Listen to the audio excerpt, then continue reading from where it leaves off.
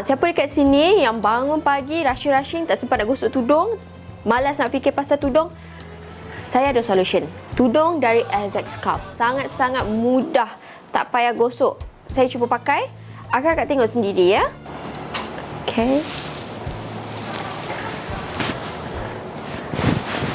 Dan bahagian awning ni akak lipatkan dekat bawah untuk nak bagi nampak kemas. Kat bawah ni kita lipat macam tu. Belah sini pun lipat. Kemaskan awning.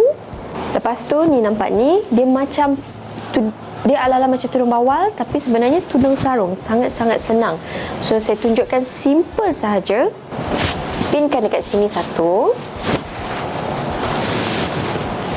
Yang ni bawakan ke atas. Dah tutup bahagian depan. Yang ni kita bawakan ke depan balik. Dan ni kita pinkan ke belakang. Ambil macam ni, pendek. Dan pinkan ke belakang macam ni.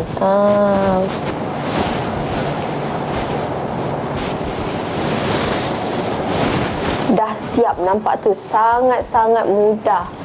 Akak tak payah gosok. Sarung, pin sikit-sikit, dah terus siap. So kalau akak nak dapatkan tudung ni, dapatkan dari Azek Scarf. Klik button dekat bawah cepat. Bye!